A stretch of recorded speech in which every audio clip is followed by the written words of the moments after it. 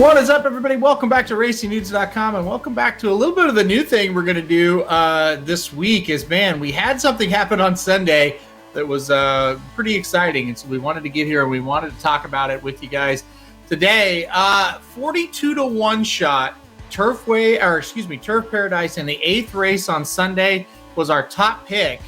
It came home and won, paying over $87 there for the win. We also hit the exacta on the premium picks as well, $283 on a $1 wager for that exacta. So we thought, hey, let's kind of preview, or kind of not preview, but review how we did it, how we got there, and kind of show this race again because it was really kind of fun to watch. So we'll show the replay to you as well. Let's talk quickly, though, about how we got there. Let me put our picks up on the screen here to kind of so we can follow along. If you bought the premium picks on Sunday, Turf Paradise race 8 on the card, we went 1, 9, 4, and 10. Those were the 4 horses we used in that order. The 1 was the top pick, 9 in second, 4 third, and the 10 in fourth. So 1, 9, 4, 10 is how we saw this one coming in. The exacta recommendation was a 1, 4, 9 box.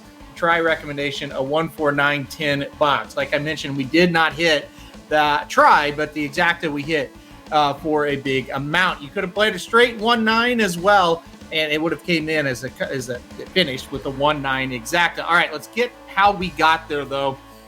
So a few things happened that made this race pretty odd. Number one is, you see on the morning line, the 10 is 7-2 here. Actually, I'll take that off so you can see. The 10 is 7-2. The 9 is 3-1. The 4 is 4-1, and then you've got our 1 at 15-1. I really thought the 9 would be the favorite, and I thought would be a fairly heavy favorite. I'll get to why, and maybe not a fairly heavy, but I'll get to why in a second, why I thought would be the favorite. The 10, I definitely thought had a big shot and would take some money. 4, I definitely thought would be in the third choice. And then I thought this 1 horse would go off right around the morning line of 15-1. So was very shocked when we went out of the gates at 42-1 in this race. So as you look, and when you click on this will show you now what the off odds were. The 10 went off at 1-9, which is crazy, absolutely crazy that horse would have been 1-9. I'll tell you why I believe that in a second. The 9 went off at 9-1. I think that was a big overlay on the 9 as well. The 4 went off at 8-1. I feel like 6 to 8-1 is kind of what I was guessing on that. And like I said, with the 1, I thought we'd get about 15-1. 42-1 took no money whatsoever. So let's kind of get there. Let's kind of get into how we got there with this horse. The number 1 American Royalty is who we put on top in this spot. And I was pretty confident that this horse would show up with a better effort than what we had been seeing in the past 3. Van Horn got a hold of this horse 3 races back and tried this level and at the 6.5 furlong distance. Horse did no running whatsoever. Tried to mile next time out at this 4K claiming level, was even worse. And so kind of thought this thing was over. 26-1 last time out, going 6.5. Another 4K claimer showed significant improvement. Look at this. Had gotten beat 17.25, 26.5. And then last time out, only got beat 4 3/4. And I thought it's a pretty good race. When you look at this time form spotlight number, he had the 3rd best time form spotlight number out of this group here. And so it made me kind of think, okay, let's take a look. So we took a look at the replay, and I was like, yeah, that she made a little bit of ground up. Wasn't too bad. I kind of liked it. Another good thing about this horse, it started just 13 days ago, and Van Horn throws this horse right back in. You see here on these time form stats, 6 times out of the last year, Van Horn has brought a horse back on 8 to 14 days rest. 2 of those horses won. 3 of those horses hit the board. So a very small sample size, but also I think it was enough for me to go, that's interesting.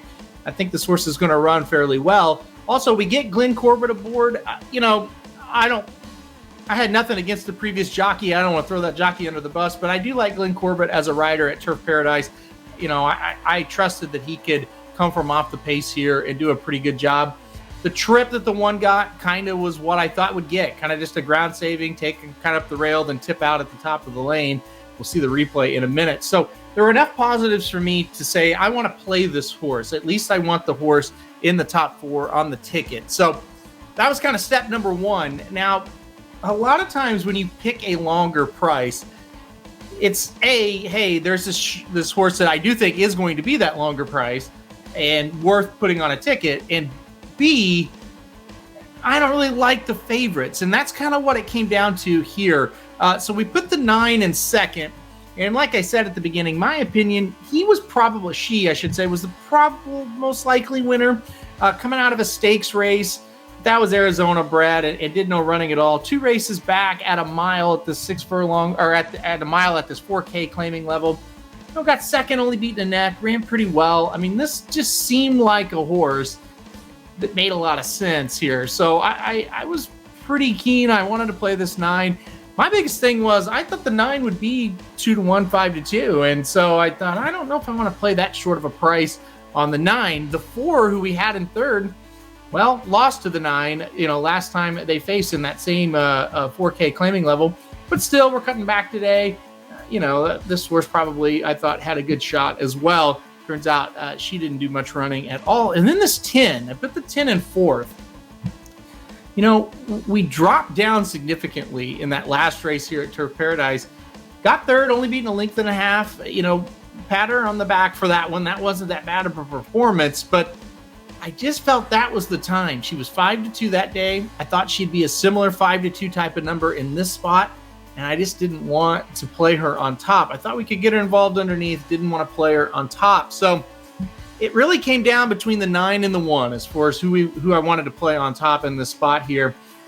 And I just kept going back and forth. And I said, we've kind of seen what this 1 is, or what this 9 is. And it's just, I don't know. I'm not a huge fan as far as playing this horse as a shorter price. So ended up going to the 1, thought, hey, we'll take a shot here. 15-1. We'll put that 9 in second. And, if the 1 doesn't run very well, at least we've got some coverage there with the 9. I really was pretty confident, 9 over 4, 9 over 10 would probably come in. So I wasn't too worried about, hey, if the 1 bombs here. I just felt like more than anything, hey, the 1's going to run an improved race. Maybe we get, second or third and it spices up the exactor try. But overall, it's a field I just don't like anybody enough. I don't think anybody really stands out. The odds disparaging, it's just like, yeah, it's too much. And so I really like the 1 in the spot. The final thing that kind of threw it over the edge for me, you look at this time form pace projection, and while they definitely favor, or they're saying, hey, horses on or near the lead or who you need, sometimes you kind of got to do your own investigating and say, okay, there's 3 horses here, and then there's another flight of 3. This thing might heat up a little bit more than what they think. And, they're just going off, hey, what have these horses done in the past? But anytime you get a bunch of horses and they're kind of all right there on the lead, that competition gets going. I knew the 1 would be out of it. So I kind of wanted that closer in this situation as well. Even though the pace projector is saying, hey, you want horses on or near the lead, I just kind of went my own way on that one. Not saying one is better than the other. This pace projector pretty good here at Timeform. But end of the day, I just thought, with all these horses kind of grouped up here at the front, I know the 1's going to come from out of it. So give me that 1 horse to close and mow him down late. So that's kind of how we got to it. For better or for worse, we're going to go with this 1 horse here, and we're going to see if he can get the job done, or she could get the job done in this spot. And so that's kind of how we got to it. Now let's show you the race. And this was really incredible to watch this unfold. Turf Paradise on a Sunday.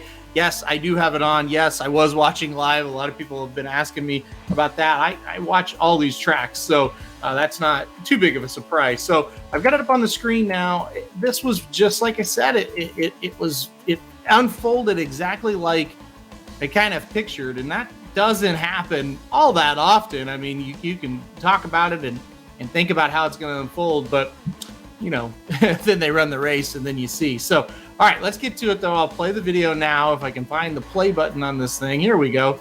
So the biggest thing and the first thing, we're going to look for is their speed up front, and where is the 1? Did the 1 get out of the gate and blah, blah, blah. So here's what happens. They break from the gate right here.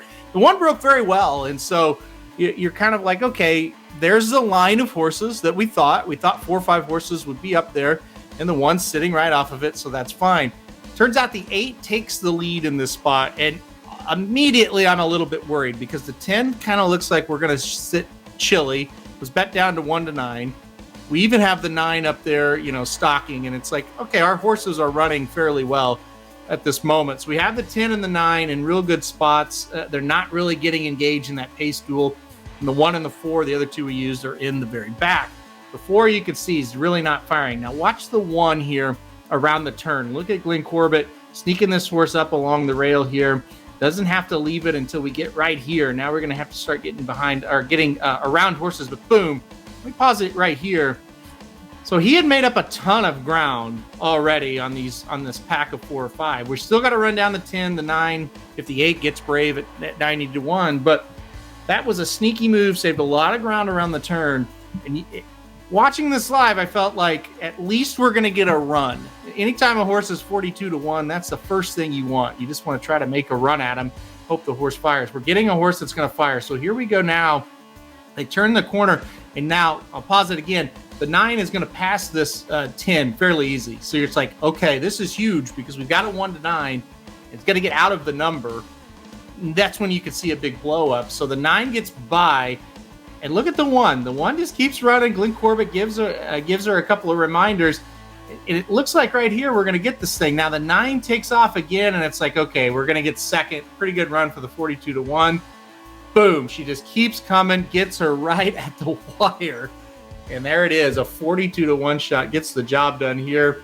And we had the 9 at 9-1 in second, so have that exacta as well. So a huge day for the free picks on the website. Of course, all of our top picks are always free for every track on the website, but also a huge day for the premium picks as well to get that straight exacta. And like I said, for $1, this thing paid $283 for that exacta. So 42-1, there you see 40-1 on the tote board. 42 was the actual odds of this one. And like I say, the stretch, I'll put it back again. It was kind of a right here, like, oh my God, we may win. And then the last few strides, it's like, oh, she's not going to get there.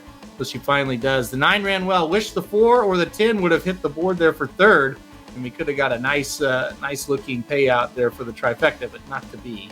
But we will take it. We will not get greedy on that one. All right, I'll put up the results now, and we'll kind of go through it one more time, what we saw here. Like I said, this was just a lot of fun. A lot of times when you pick long shots, it doesn't work out like this. They're long shots for a reason. You got to just kind of blend in of, okay, I see an angle, and then, okay, can we get this field beat with this horse that I think is going to improve today? It worked out in this situation. So here it is, the race 8 there, $87.40 for the win, $29.80 to place, $13 on the show. So obviously a very good payout there, as you would expect. We go down to the exacta, the 1-9 exacta, $283.50 for that dollar. Like I said, couldn't be more thrilled with that. Trifecta for 50 cents paid dollars. Would have been super nice to have it. Even if the 4 gets in there, probably looking at about a $1,200 payout. I know the 8 was a pretty big price as well. A matter of fact, the 8 pays $15.80 to show in that situation.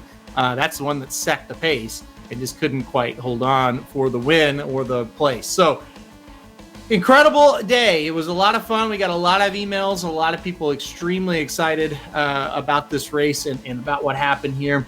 And trust me, we were as well. I really appreciate all the emails and the congratulations to everybody that cashed. I know we had a few subscribers who cashed in really big on this one. I know a few played this horse across the board, and most of them had the exacta. So that's it. That's kind of how we got to this 42-1 shot, why we did. And this is, for our premium products, this is what we do day in and day out. We're in here just trying to uncover, these types of races. Sometimes we pick the chalk because we just think the chalk's too tough to beat. And sometimes we'll try to take a shot on horses, and it's basically just comes down to similar decisions to this each and every day for every track, every race. So if you get that premium product, that's kind of what you're getting. Sometimes it works out, sometimes it doesn't. That's horse racing. But the one thing I can always promise you is we've hand handicapped all these races, and we've put some thought into who we're picking, and we feel pretty confident most days that we can get the job done. Maybe not with a 42-1 shot; those don't come around all that often. But we feel like most days we are pretty spot on with some of these. All right, guys. I just wanted to kind of recap this. We had a lot of people commenting and questioning, or not questioning, but asking questions about how we got there. So I wanted to kind of show you how and show you the replay. All right. Thanks, everybody, for watching this video. Hey, if you like the Racing Dudes, maybe you don't like this video, but you like some of the other stuff we do, make sure to hit that like button and hit that subscribe button, most importantly. That way you get alerted anytime we do new videos. I counted it up. I think last week we did 42 new videos, counting our live shows. So a lot of content up on the YouTube page, and we will keep that going, probably increasing it as we get closer to the Kentucky Derby as well. All right, guys, that's it, though. Thanks for everybody for watching. Congrats if you had this horse on Sunday at Turf Paradise. RacingDudes.com is your home for the best free picks for every race, every track across the country. We're ramping up for the 2023 Kentucky Derby, and we want you to join us in the fun. Subscribe to Racing Dudes YouTube channel and click the notification bell so you never miss a single video. Want to make money betting horses? Bet with the Racing Dudes.